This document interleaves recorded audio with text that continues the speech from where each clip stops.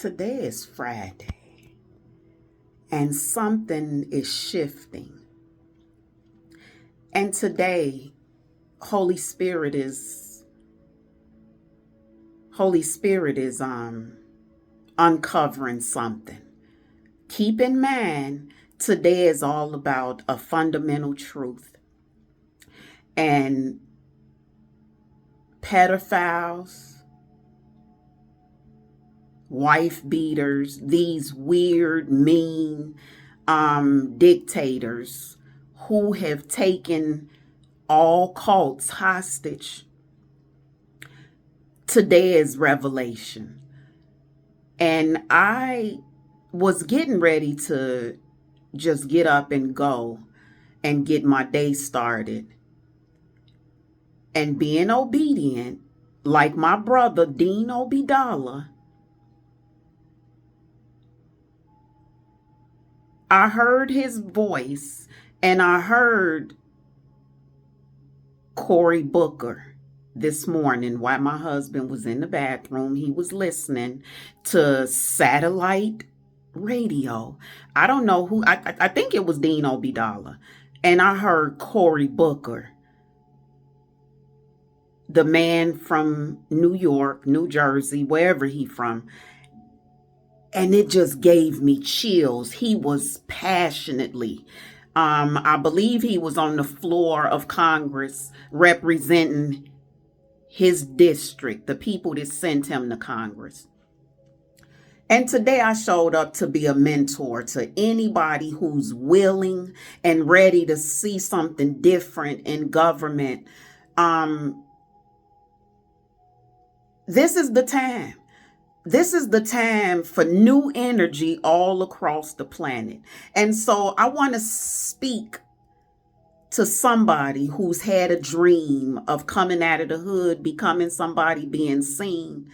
America promised to be the land of opportunity, the land of freedom. Everybody here migrated from somewhere. So when I sit and see and hear how Israel is being allowed. So I heard on Dean Obidala's show last night, some woman, she's Israeli, she's Palestinian, real quick. She was talking about how a news reporter or somebody that worked for the UN is in prison in Israel and being tortured. And I had to come to Israel's defense. I said, first of all, Israel don't even have no prisons that they torture people at. My brother was in jail. Like, I don't know Israel to have prisons.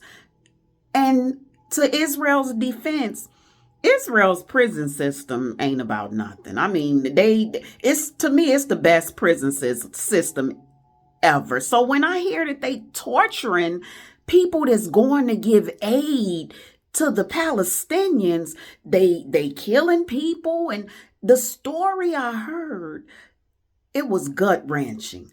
And I'm like, any parent, any living person, any living congressman, anybody who have love, who have blood, even if you don't have love, even if you hate Black people, even if you hate Latinos, even if you hate Asians, are you willing to stand by and watch innocent children die for no reason of their own? I know how that feel. And so I'm committed to going live every single day because I know how they feel to live lost, disconnected, erased, hidden. Everybody prefer that we go somewhere and die. White people spend their entire life, not all of them, but people with money and power, they spend their entire life trying to erase the Black race, trying to get rid of anything of color. That's how I interpret it, because I've been treated so bad. It ain't just white people, but it's that doctrine. It's that doctrine. It's that meanness. I don't know where it come from, but Kendrick Lamar said best, they're not like us. And so when I hear my Abba, because I said, Abba, come on and walk me home today. I need you to bring me in. Abba, I need you to bring me in, because to all of the young women in that cult, Gavrela, I'm with you. Because it take a lot to still be able to show up after being violated. Every time I sit in my meditation, all the memories come back to me. And so while we surrounded by generational liars, I'm watching all of this stuff and I'm saying, there's hope. There's hope, because there's people like me who's still living. I remember.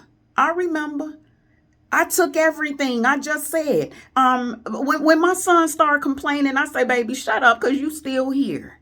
I drank bleach. So when Donald Trump tell y'all to drink bleach and this go change and that's go change, I done did it all. I done drink bleach.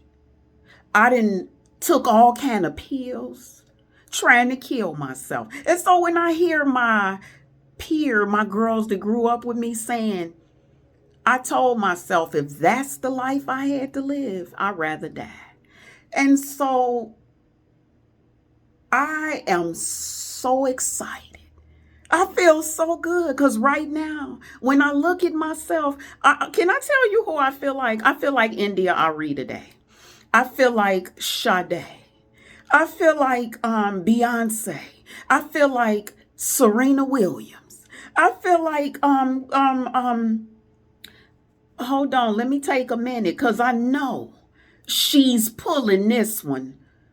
Simone Biles, my girl from the Olympics, because the same doctor that was getting ready to fondle me and have sex with me and betray me and violate me was probably the same one that you had to look at you for the Olympics. When I know we go through a lot. We go through a lot. So I'm so ready to get some sleep. I said, God, can you surround me with some spirits, with some energy of people who ain't trying to kill me, who ain't trying to take me out, who ain't trying to put no spell on me, because everybody I've been attached to is attached to a curse, attached to Diddy oil, attached to a cult. They're brainwashed.